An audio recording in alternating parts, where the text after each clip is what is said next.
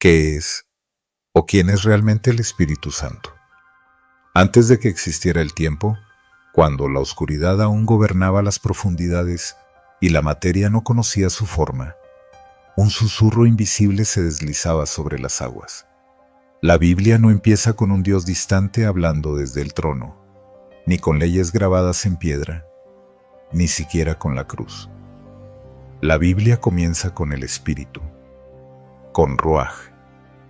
La tierra estaba desordenada y vacía. Oscuridad sobre la faz del abismo. Caos.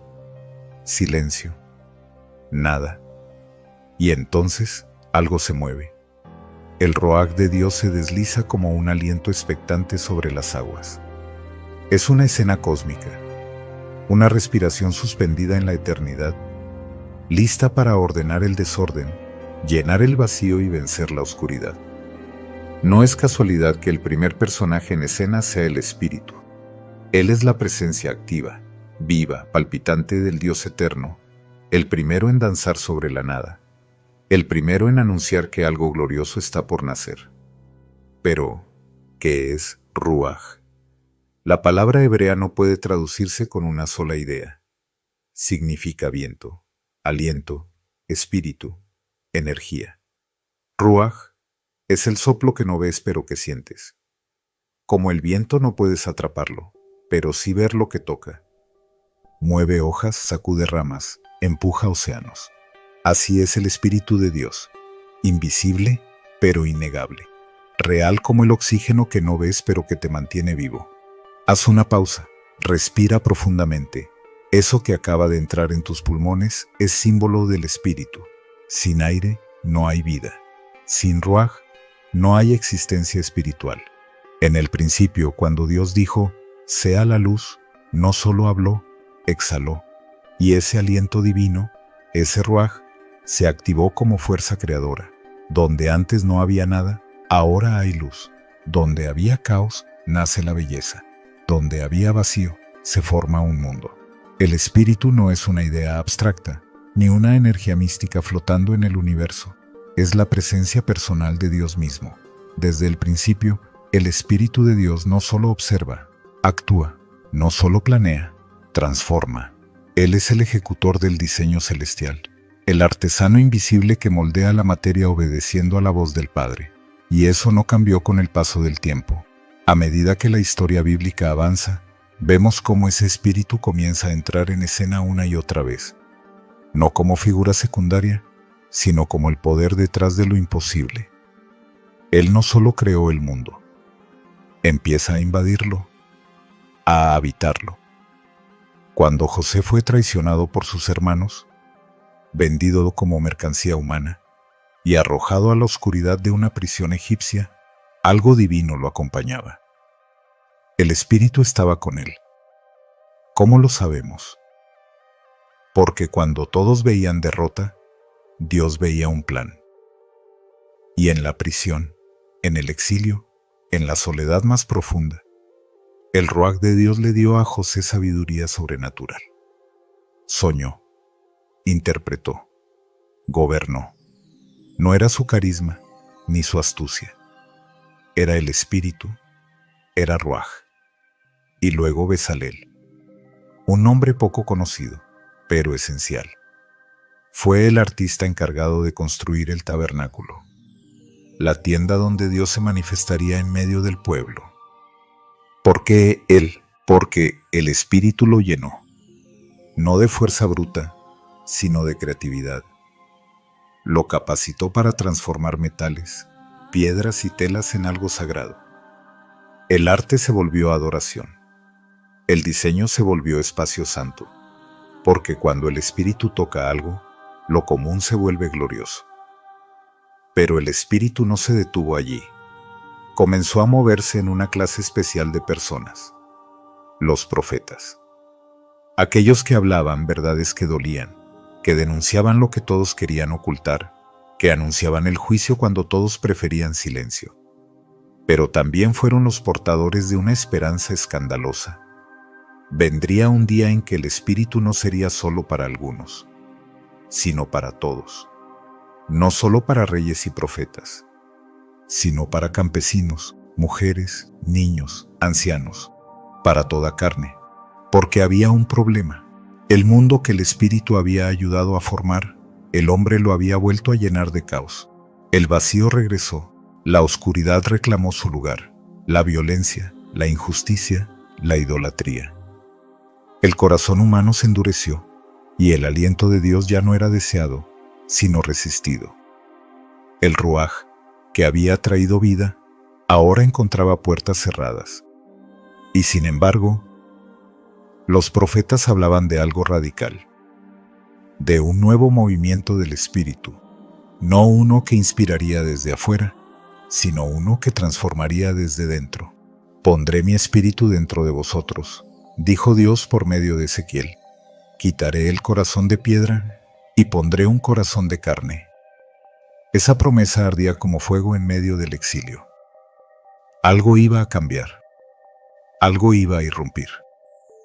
Y así, en el silencio entre el Antiguo y el Nuevo Testamento, el mundo contuvo la respiración. Hasta que un hombre entró en el Jordán. Su nombre era Jesús. Cuando salió del agua, el cielo se abrió, y el Espíritu descendió sobre él en forma de paloma. No era un símbolo decorativo, era una declaración cósmica. El plan había comenzado.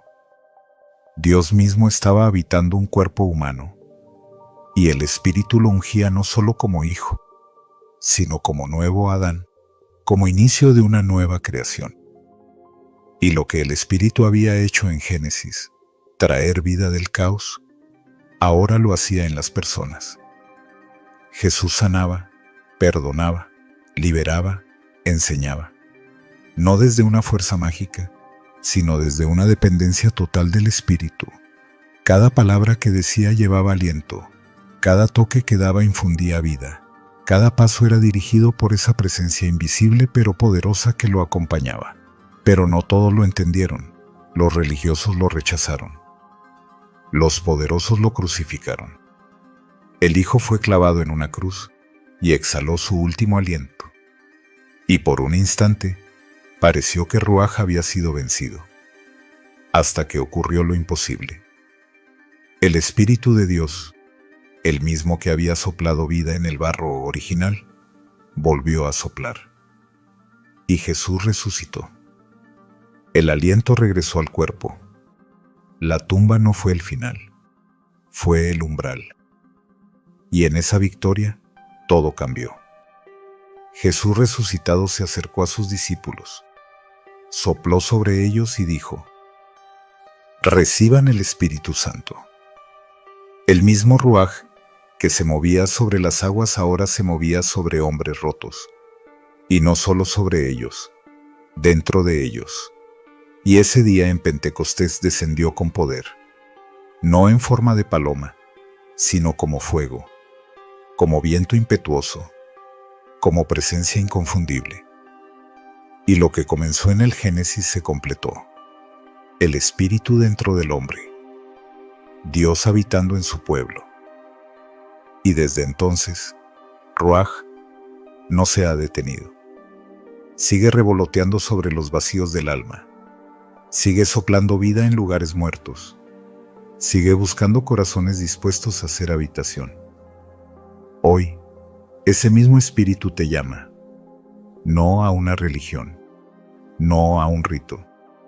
Te llama a vivir, a dejar de sobrevivir y empezar a respirar el aliento del cielo, porque el Espíritu de Dios está disponible para ti, aquí, ahora, no como símbolo, como persona viva. El Espíritu Santo ha estado activo desde el principio, danzando sobre las aguas del caos, insuflando vida al barro, empoderando a profetas, sanando a través de Jesús, llenando a los discípulos con fuego. Pero esta historia no se puede entender por completo sin mirar de frente a la Trinidad. Porque el Espíritu no actúa en solitario. Es parte de algo más profundo. Una comunión eterna. Un misterio glorioso. Padre, Hijo y Espíritu Santo. 3 personas. Un solo Dios. No son partes de un rompecabezas. No son máscaras que Dios se pone. Son uno en esencia, inseparables en voluntad, distintos en acción, perfectos en amor. Desde la primera página lo vemos. El Padre crea, el Verbo habla, el Espíritu se mueve. En el principio, Dios dice, hagamos, y no le habla a los ángeles, ni a la creación. Se habla a sí mismo, porque desde la eternidad, Dios ha vivido en relación. Por eso el ser humano anhela amar y ser amado. Por eso la soledad duele más que el hambre. Porque fuimos hechos a imagen de un Dios que vive en comunión. Y aquí es donde el espíritu se vuelve más real que nunca. No es un símbolo flotante, ni una fuerza extraña. Es persona. Tiene pensamiento, voluntad, emociones. Y más importante aún, desea tener comunión contigo. Sí, contigo. Con tus debilidades, con tus dudas, con tus ganas de rendirte. Muchos viven como si el Espíritu Santo fuera solo para los fuertes, como si fuera una recompensa para los santos. Pero la verdad es otra. El Espíritu entra en ti desde el primer momento en que crees. No cuando terminas la Biblia, no cuando dejas de pecar, no cuando sientes algo. Desde que dijiste sí a Jesús, Él te selló. Y no te visita, te habita. ¿Sabes qué significa eso? Que ya no tienes que buscar a Dios como si estuviera lejos, que no necesitas hacer más para que Él se acerque, que tu santidad no es obra tuya, sino fruto del Espíritu que ya vive en ti. Él es quien te transforma, quien te recuerda quién eres cuando todo te acusa, quien te levanta cuando te aplastas por la vergüenza, quien te consuela cuando nadie más te entiende. Él no se va, no se muda con tus caídas, no se esconde cuando dudas, no desaparece cuando fallas. Se queda, te ama, te transforma. Y cuando comienzas a vivir así, no desde tu fuerza sino desde su presencia, todo cambia. Tu oración ya no es esfuerzo, es diálogo. Tu adoración ya no es rutina, es fuego. Tu día a día ya no es carga, es comunión. Porque el cristianismo no se trata de hacer para Dios, sino de vivir con Dios, de rendirte a su dirección y no a tus impulsos, de dejar de remar con tus fuerzas y empezar a dejarte llevar por el viento del Espíritu. Y si te cuesta imaginarlo, mira a Jesús. Él, siendo Dios, eligió vivir como hombre lleno del Espíritu. Fue concebido por el Espíritu, ungido en su bautismo, guiado al desierto, empoderado para enseñar, sanar, perdonar. Todo lo hizo desde la dependencia total del Espíritu Santo. Si Él vivió así, ¿cómo vamos a pretender nosotros caminar sin esa misma presencia? Él nos dejó una promesa. Yo rogaré al Padre, y Él os dará otro Consolador, para que esté con vosotros para siempre. Porque la verdadera vida cristiana no se basa en cuánto haces, sino en cuánto permites que el Espíritu haga en ti. Ríndete. No es debilidad, es libertad.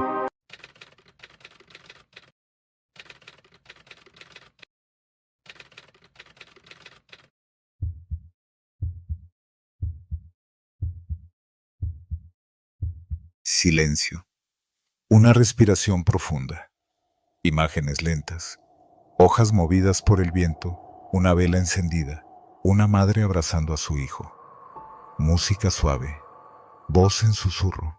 Tal vez hoy te sientas cansado. Tal vez hay ruido en tu mente, presión en tu pecho, confusión en tu corazón. Y en medio de todo eso, el Espíritu no grita, no empuja, no exige, susurra. Dice, estoy aquí, respira, no estás solo. Porque la vida con Dios no comienza cuando todo está resuelto. Comienza cuando te detienes, cuando haces silencio, cuando vuelves a respirar. Y al respirar, recuerdas, Él está en ti. El mismo que se movía sobre el caos del universo, ahora se mueve en tu caos personal. No con condena, sino con compasión. No con exigencia, sino con dirección. Hoy, no tomes decisiones sin Él. No respondas sin consultarlo.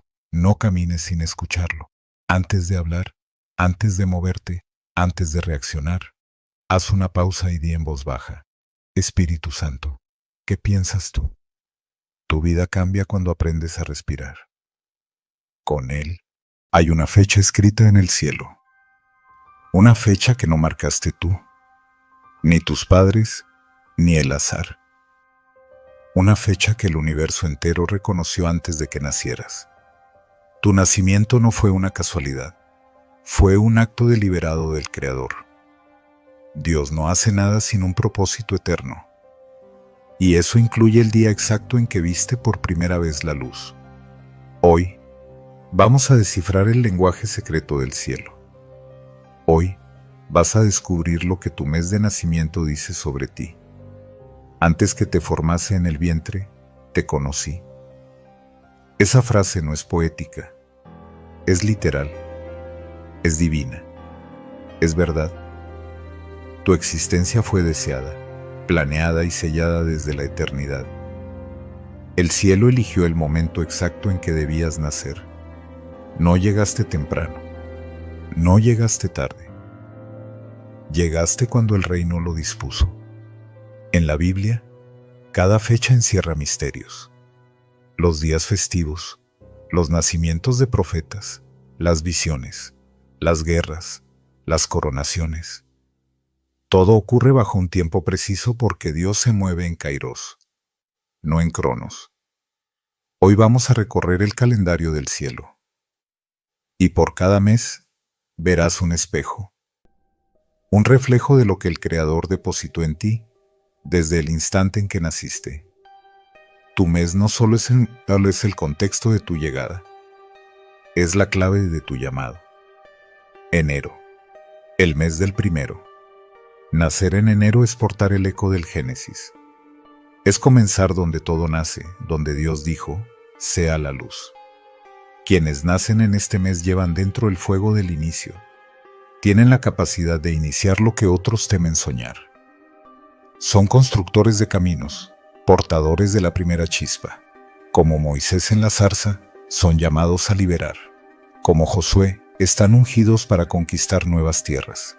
Tienen la misión de romper ciclos, inaugurar temporadas, de ser los primeros en creer, los primeros en actuar, los primeros en ponerse de pie cuando todo parece oscuro. Febrero, el mes de los puentes invisibles. Febrero trae la dulzura del alma que escucha. Los nacidos aquí no solo oyen, sienten, captan la emoción en el aire, entienden el dolor no dicho, tienen un corazón con radar espiritual. Como Samuel, saben cuándo Dios habla, aunque el mundo calle. Son pacificadores, intercesores, reconciliadores. Pueden entrar a un ambiente roto y restaurar sin palabras. Su sensibilidad es celestial. Su compasión, arma secreta. Y aunque a veces el mundo los vea frágiles, en el reino son soldados de ternura. Dios los ha plantado para ser abrazo vivo, presencia que consuela, voz que restaura, mano que levanta. Marzo, el mes de los que salen sin entender. Marzo es el mes de los valientes. Los que nacen aquí tienen un espíritu abrahámico. Están dispuestos a salir de lo conocido por fe.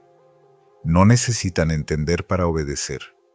No esperan señales para avanzar.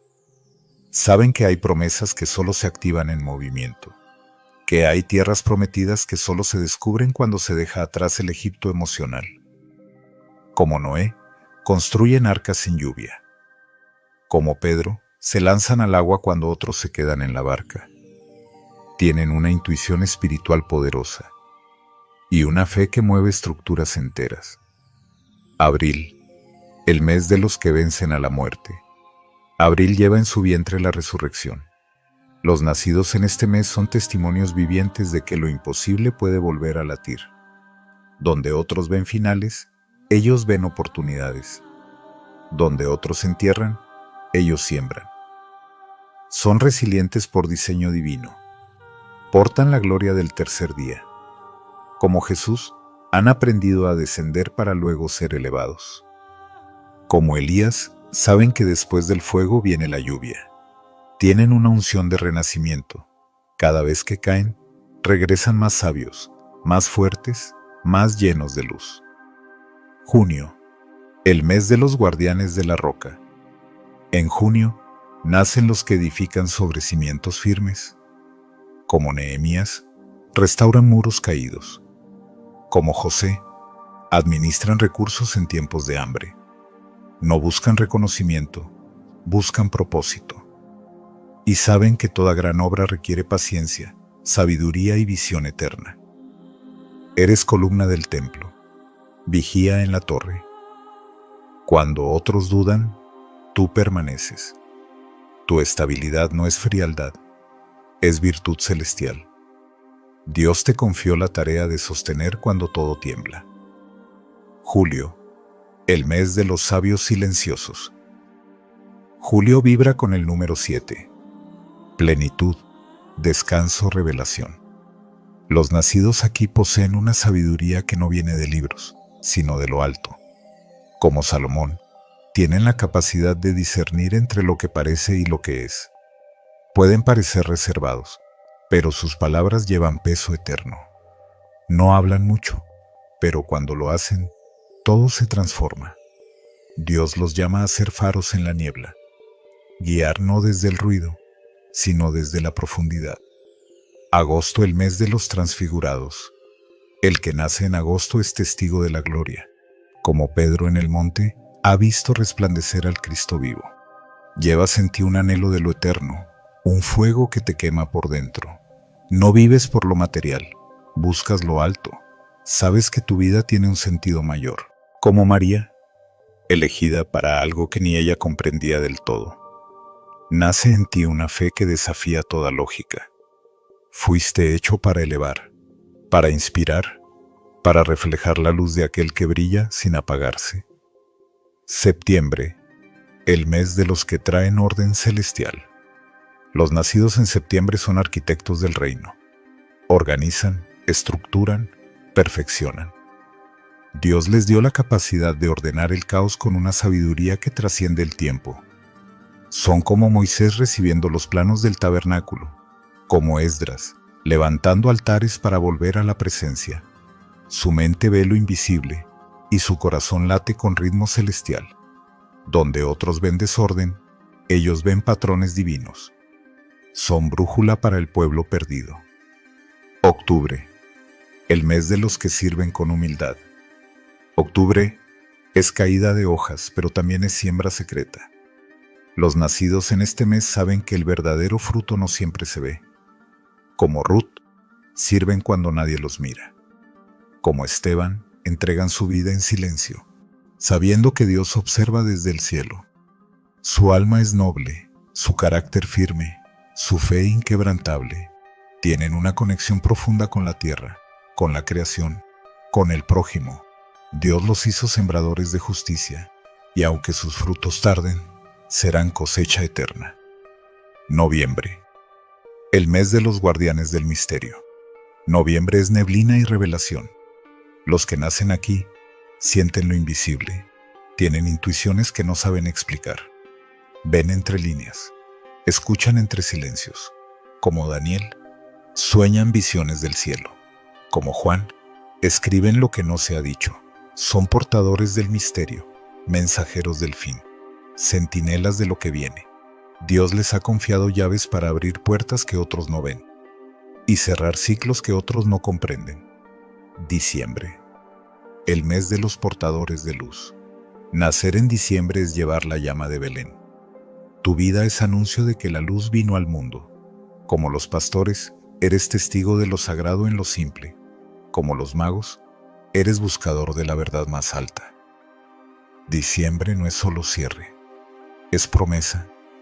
Y tú fuiste nacido para recordar al mundo que Dios cumple lo que promete. Tu presencia es regalo, tu existencia es profecía encarnada. No es casualidad que estés viendo este mensaje ahora. No es coincidencia el mes en que naciste. Es señal. Dios está tocando la puerta de tu historia.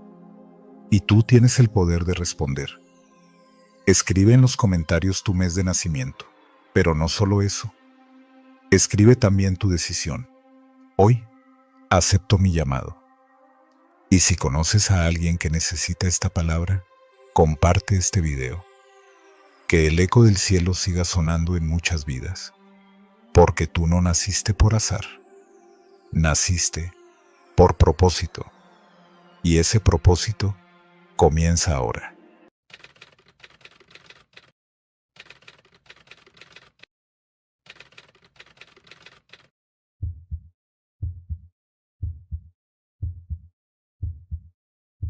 Naciste con un mapa invisible en tu alma. Cada decisión, cada lágrima, cada sonrisa ha sido parte del plan. No estás perdido, no estás solo, no eres olvido, eres llamado. El mes en que naciste es una nota de la sinfonía eterna, una clave, una llave. Úsala. Hoy, no mañana. Comienza con una pregunta. ¿Para qué fui creado? Y luego escucha. Porque el cielo siempre responde.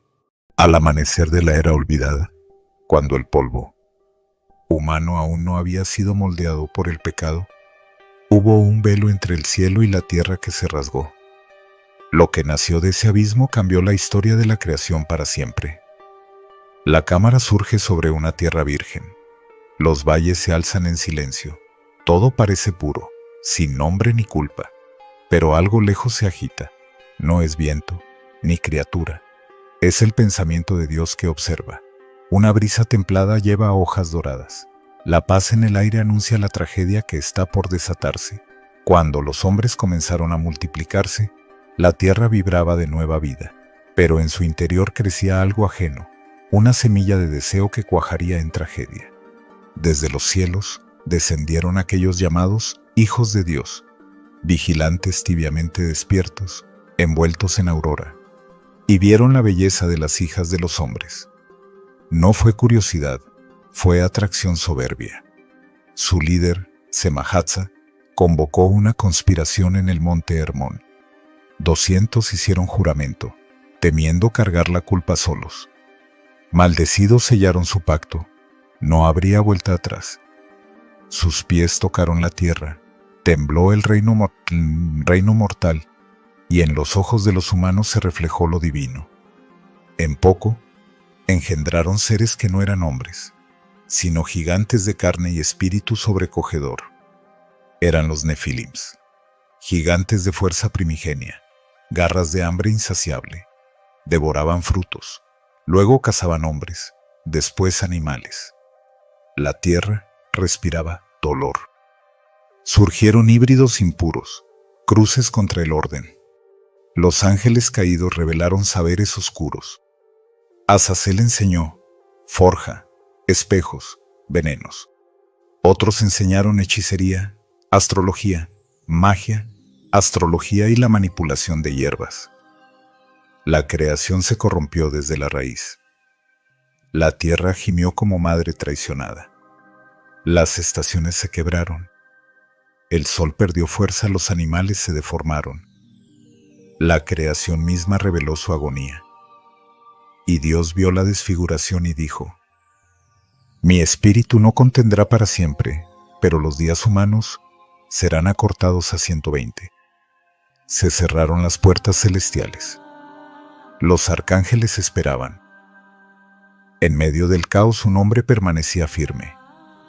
Enoc, profeta olvidado, caminaba con Dios en ciudades dominadas por gigantes. En silencio, surgió Enoc, caminando entre ruinas y gritos. Profetizó en valles macilentos: Vosotros, hijos del cielo, profanasteis la tierra. El Altísimo os juzgará. Nada podrá ocultar vuestra culpa. Su voz fue un eco sobre piedra vieja, solo captada por ecos reverentes. Algunos se burlaban, pocos se estremecían. Formaba líneas contra la desolación. Abría puertas invisibles. Se alistaban los ejércitos celestiales. Un día de castigo se acercaba. Donde antes crecían viñedos y olivos, se alzaban fortalezas mediante brazos desmesurados. Los Nefilims gobernaban con puños de hierro. Sus voces eran truenos, su paso, terremotos. Montañas caían bajo su peso. El campo era un océano de sangre. La corrupción se propagaba más rápido que el viento. Cielos plomizos ocultaban sol. Aves erraban sin norte. La tierra apestaba a muerte. Los hombres caían de rodillas ante su fuerza, erigían altares y cantaban sus nombres: Og, Arba, Anak, Gilgamesh. El recuerdo del Creador se desvanecía. Las pequeñas tribus fueron esclavizadas. La crueldad era religión. Celebraban torneos brutales. Fortificaciones se alzaban con cráneos humanos. La sombra del horror se imprimía en cada esquina. Entre palacios de piedra y luchas titánicas, un hombre íntegro surgió. Noé. Tenía manos callosas, corazón firme. Caminaba en silencio, cultivando justicia mientras el mundo se fragmentaba. Una noche, una luz descendió sobre él en su sueño. Una corriente de fuego que no quemaba. Era la voz de Dios. He decidido purificar la tierra. Todo lo creado será aniquilado. Haz un arca, el fin ha llegado. Noé cayó, obedeció. Mientras los vigilantes celebraban, él comenzó a construir. Día tras día, hachazos y clavos daban forma a un navío de fe. En el cielo, Dios convocó a 4 arcángeles. Miguel recibió la orden de encarcelar a los vigilantes. Rafael de aprisionar a Azazel en abismo de tinieblas. Gabriel sembraría discordia entre los nefilims. Uriel anunciaría el juicio final a la humanidad. Mientras eso ocurría, Noé construía. El arca medía 300 codos de largo y 50 de ancho, una fortaleza flotante en gestación. La gente reía. ¿Y esa caja que navega en el desierto? ¿Dónde está tu Dios? Pero Dios habló. Entra tú y tu casa. Te he hallado justo en tu generación. Animales comenzaron a llegar por parejas como obedeciendo un mandato inaudible. Las nubes se cerraban, los vientos giraban. Los vigilantes fueron sellados. Y el 7º día llegó. Noé ingresó al arca con su familia. La puerta fue sellada por la mano de Dios. El silencio reinó. Ríos se desbordaron. Cielos se rasgaron. Relámpagos destruyeron los firmamentos. La creación se retorció como madre en dolor de parto. Noé rezaba en calma, mientras afuera el caos mandaba. Un estruendo rompió el suelo. Se abrieron las fuentes del gran abismo y las ventanas del cielo. Gilgamesh escaló torres en soberbia. Oyó el trueno y cayó. Otro coloso se ahogó. Los nefilims cayeron. El agua no distinguía estatura. Durante 40 días y 40 noches, la furia del juicio se desató. La tierra fue borrada. En los registros celestiales, los nombres de los gigantes fueron tachados con fuego. El silencio reinó sobre lo sumergido. La justicia se equilibró. El cielo celebró. Estrellas brillaron con nueva intensidad. El arca flotaba, sola sobre el abismo. El tiempo se alzó. El viento bajó. Posó sobre el monte Ararat. Un cuervo, luego una paloma, exploraron lo nuevo. El horizonte se reveló. No quedaba ni altar ni torre, solo tierra domada y nueva esperanza. Noé levantó un altar, de piedras humildes. Quemó ofrenda que elevó aromas al cielo. Dios respondió: no volveré a maldecir la tierra mientras exista el arco. El cielo se pintó con un arco eterno, señal de alianza. Los hijos de Noé comenzaron de nuevo. Sem sostuvo la línea de promesa, Cam surcó el sur, Jafet al norte. El mundo renacía bajo arco y promesa. Aún así, ecos del pasado se alzan. Anakins, Refains, Emins, Susins. Su ascendencia sigue maldiciendo territorios. Rumores de reyes gigantes durmientes circulan. Sombra del pasado que susurra de nuevo. Pero Dios preservó la línea de Abraham, linaje de fe destinado a confrontar esas sombras. Y en el silencio, Noé, con copa en mano, alzó la mirada al firmamento y murmuró: Regresarán, no con gloria de antaño, pero con espíritu corrupto. Pero mientras brille esa promesa, hay esperanza. La fuerza no vence a los gigantes. La fe contrita, firme, simple, los derriba. Es la que reconstruye, purifica y sostiene. Hoy, los gigantes pueden ser orgullo, temor, pecado, desesperanza. Nuestro arco es la promesa divina. Nuestro arco es fe. ¿Levantarás ese arco y caminarás en fe? ¿Serás instrumento de redención en un mundo sediento? Camina con fe. Derriba gigantes. Construye arcas. Sé promesa viva.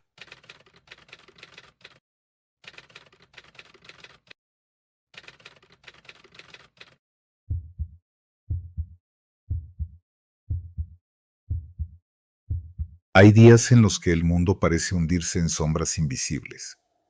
Gigantes que ya no tienen forma de coloso, pero pesan más que una montaña. Se llaman depresión, orgullo, ansiedad, envidia, adicción, apatía espiritual. Son hijos del mismo linaje oscuro, pero vestidos de modernidad, y aún caminan entre nosotros. Y si te dijera que cada generación enfrenta a sus propios nefilim, no son de carne gigantesca, pero son pensamientos que esclavizan, hábitos que destruyen, ideologías que desfiguran la imagen de Dios. Los mismos que un día levantaron torres con cráneos, hoy construyen imperios digitales con almas vacías. Pero también hoy, Dios busca hombres y mujeres que caminen como Noé, que construyan arcas en medio del desierto del escepticismo, que desafíen a Goliat con una piedra de fe, que se nieguen a arrodillarse ante la fama, el pecado o el miedo. Tú puedes ser ese David. Tú puedes construir ese arca. Tu fe, aunque pequeña, derriba imperios invisibles. Porque no es la fuerza, es la presencia del Dios vivo en ti. Hoy, antes de cerrar los ojos, recuerda, aún hay gigantes, pero también hay promesa. Dios puso su arco en el cielo como señal, y puso su espíritu en ti como fuego. Porque en la historia que Dios está escribiendo contigo, los gigantes no ganan. Dios no busca gigantes, busca fieles. ¿Eres uno de ellos?